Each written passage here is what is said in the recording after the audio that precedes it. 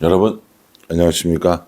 12월 15일 금요일 넘치는 우리 교회 매일 묵상을 시작하도록 하겠습니다. 오늘 본문 말씀은 욥기 38장 1절부터 18절까지 말씀입니다.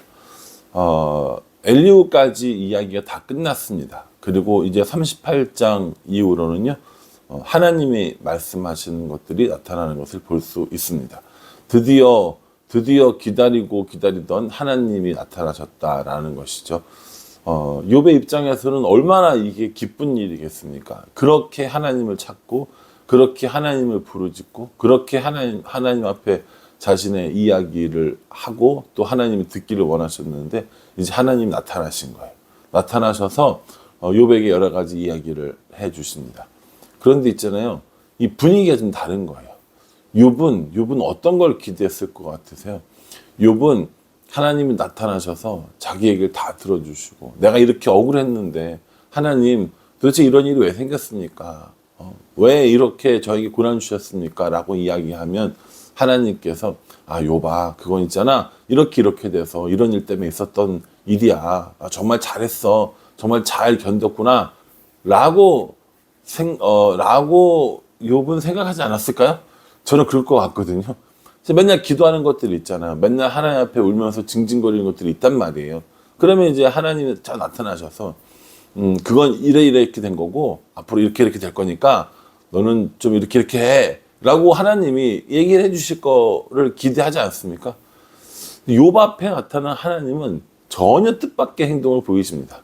이게 사실은 하나님을 향해서 뜻밖의 행동을 보인다고 하면 좀 그렇긴 한데, 어쨌든 욥의 입장에서 이야기를 해보자면 그렇다는 거죠. 욥이 상상하지도 않았던, 혹은 저 역시 이런 반응이란 말이지? 라고 생각이 들 정도로 그런 내용들이 나옵니다. 한번 보실까요? 38장 2절, 1절부터 보죠. 그때 여호와께서 폭풍 가운데서 요셉에게 말씀하여 이르시되 무지한 말로 생각을 어둡게 하는 자가 누구냐? 이렇게 얘기합니다. 무지한 말로 생각을 어둡게 하는 자가 누구냐? 이렇게 얘기하죠. 이건 이제 누구를 가리키는 말씀입니까? 욥일 수도 있고요. 욥의 친구들, 3명의 친구들과 또 엘리후까지 포함한 그 모든 사람들을 말하는 겁니다. 무지하다라는 것이죠. 그 무지한 말들을 계속하기 때문에 생각이 더 어두워지고 있다라고 이렇게 하나님께서 이야기를 해주십니다. 무엇에 대해서 무지하다는 겁니까? 세상적인 지식에 대해서 무지합니까? 아니면 좀 삶의 지혜가 없어서 무지합니까? 아니요. 그걸 얘기하는 게 아닙니다. 여기 이제 무지하다라는 이거를 알려주시는 게 이제 38장 이후로부터 쭉 나오는 이야기라는 거예요. 그러니까는 하나님께서 인간들을 향해서, 욥과 우리들을 향해서 뭐라고 얘기하냐면 무지하다라고 이렇게 얘기합니다. 무지한가요, 여러분? 얼마나 인간들이 이런 그 과학의 혁명을 이루어내고, 또 얼마나 이런 기술이 발달이 일어나고, 얼마나 잘 살게 되었는데 무지한가요? 지금 제 앞에만 봐도 지금 냉장고도 있고요, 또 커피 기계도 있고요, 컴퓨터도 있고요, 뭐 이런 게 막 눈에 다 보이는데 이런 걸 만들어낸 인간이 정말 무지한가요? 하나님께서는 무지하다라고 이야기하셨습니다. 뭐 어떤 면에서 무지한 거일까요? 한번 볼까요? 4절 말씀에 내가 땅에 기초를 놓았을 때에 내가 어디 있었느냐? 내가 깨달아 알았거든 말할지니라 라고 이렇게 얘기합니다. 하나님께서 땅에 기초를 놓았을 때 너 어디 있었어? 이렇게 얘기하는 거죠. 그쵸? 이거를 이런 질문을 하실 거라고는 상상도 못했습니다.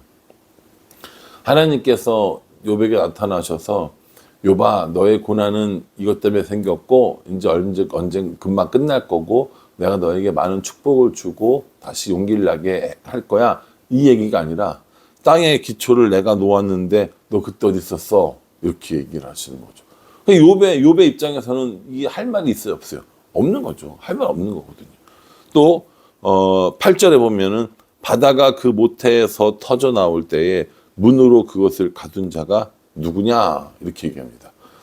참 표현은, 이 문학적인 표현은 정말 기가 막히지 않습니까? 바다가 태어나고 바다가 만들어지는 그 과정은 아기가 태어나는 것으로 이렇게 설명을 하고 있거든요. 정말 이 문학적으로 굉장히 멋진 표현이라고 저는 생각합니다. 하나님께서 문학을 지으셨으니 가장 멋진 표현을 쓰시겠죠. 바다가 그 모태에서 터져 나올 때에 문으로 그것을 가둔 자가 누구냐? 바다가 만들어질 때, 바다가 생성되었을 때 어떻게 생성되었는지 너는 아느냐? 라고 물어보시는 거거든요.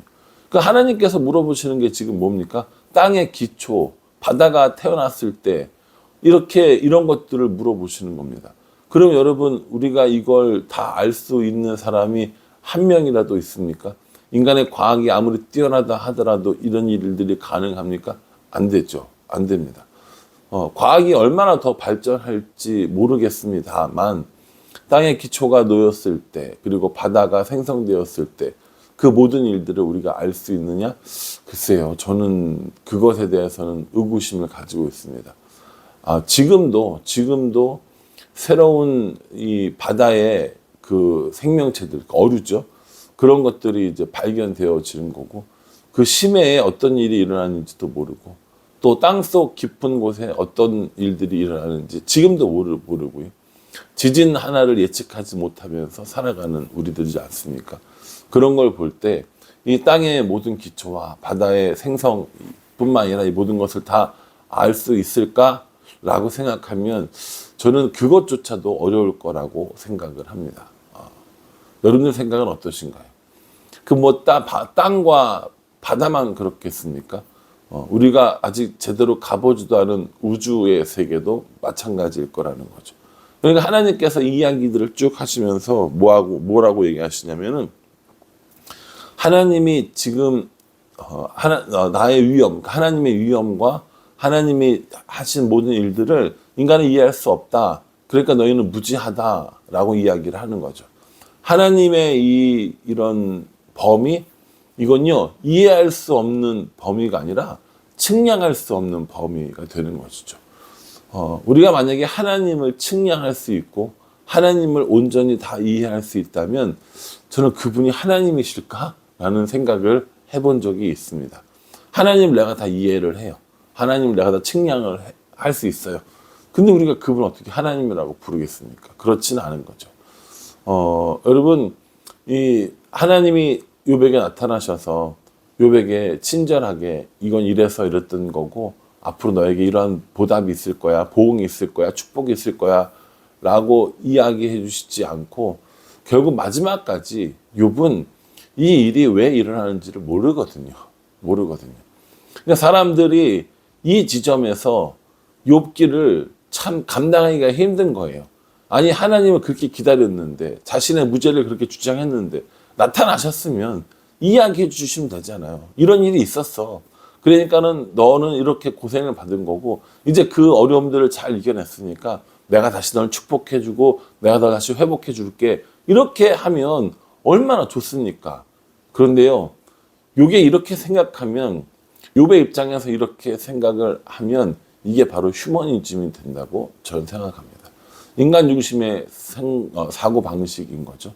욥이 이렇게 고난 당했네. 욥이 굉장히 어렵네. 욥이 이렇게 슬픈 가운데 있네. 이제 하나님 나타나셨으니까 보응해 주셔야 되는 거 아니야?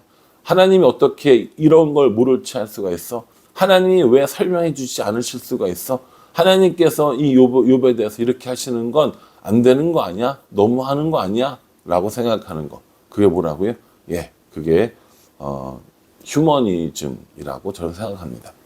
제가 전에 욥기 시작할 때 말씀드렸던 그 미치 앨범의 모리와 함께한 화요일에 얘기했었지 않습니까? 그 모리와 함께한 화요일이라는 그 책에 보면 그 모리 교수에게 이 제자가 물어보잖아요. 욥에 대해서 어떻게 생각하십니까? 라고 얘기했을 때 그 교수가 그런 얘기 한다고 그랬잖아요. 욥은 하나님이 너무 하셨지라고 얘기했다고 했잖아요. 그러니까 그게 이제 일반적으로 보통 사람들이 생각하는 겁니다. 하나님이 욥에게 너무 하셨네. 이야기도 안 해주시고 모든 것들을 다 걷어가시고 그렇게 고통스럽게 하시다니 어떻게 그럴 수가 있어? 라고 하는 건 휴머니즘이라는 거니까요. 휴머니즘은 우리가 구해야 할, 우리가 추구해야 될 사상은 아닙니다. 그리고 우리는 어떠한 사상들을 취해야 합니까? 우리가 취해야 할, 우리가 가져야 할 사상은 신본주의입니다. 하나님이 주인이시라는 거죠. 세상의 모든 것들이 하나님의 것이고요. 나 또한 하나님의 것입니다.